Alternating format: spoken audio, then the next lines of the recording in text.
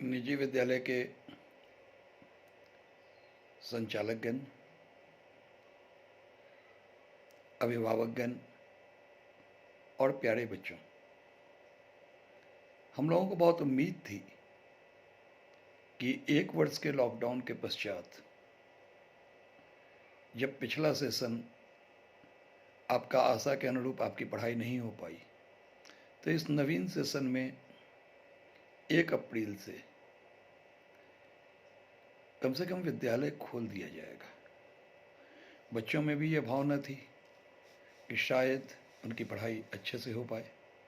अभिभावक भी इस बात का उम्मीद किए बैठे थे कि उनकी पढ़ाई होगी, और निजी विद्यालय के लाखों शिक्षक जो बेरोजगारी का दंश झेल रहे थे, वो इस बात के लिए आशान्वित थे कि शायद नए सेशन में हमारे लिए कोई आशा की किरण आएगी। किंतु वैश्विक महामारी कोरोना को देखते हुए और कोरोना के इस नवीन वेरिएंट के आने की बात करके पुनः विद्यालय को स्टैंडर्ड 1 से स्टैंडर्ड 7 तक के लिए किसी भी तरह की कोई राहत की बात नहीं आई है। ऑनलाइन एजुकेशन के द्वारा बच्चों की पढ़ाई बहुत अधिक नहीं हो पाई है, क्योंकि ग्रामीण क्षेत्र में, गरीब क्षेत्र में ऑनलाइन पढ़ाई के द्वारा बच्चों का यथोचित विकास नहीं हो पा रहा है। छोटे विद्यालयों की तो फीस की स्थिति भी बहुत दयनीय है। अभिभावक से जब हम लोग पढ़ा ही नहीं रहे हैं तो बहुत कुछ फीस मांगने की इच्छा भी नहीं हो रही है।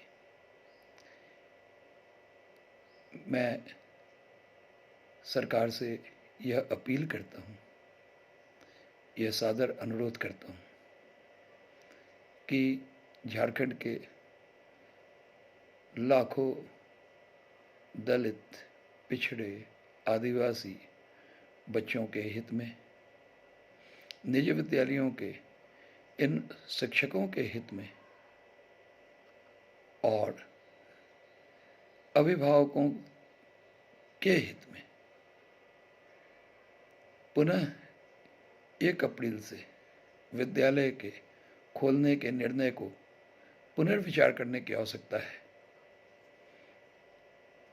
निजी विद्यालय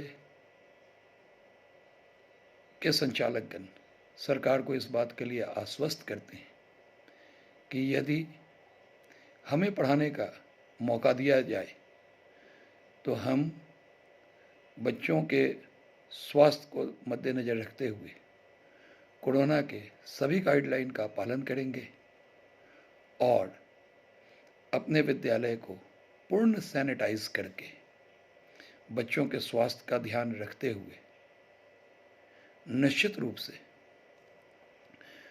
उनके स्वास्थ्य की जिम्मेवारी के साथ साथ शिक्षण की जिम्मेवारी भी निभाना चाहते हैं।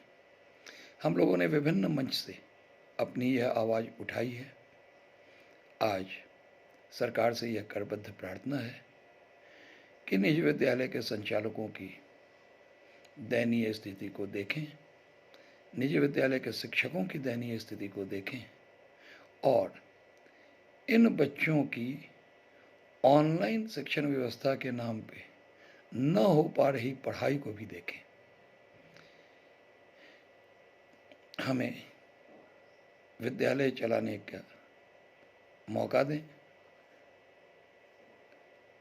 ऑड इवन तरीके से, अल्टरनेट व्यवस्था से कुछ बच्चों को बुलाकर कोरोना के गाइडलाइन का भी पालन करवाएं और बच्चों को भी पढ़ाने की बात करें। धन्यवाद।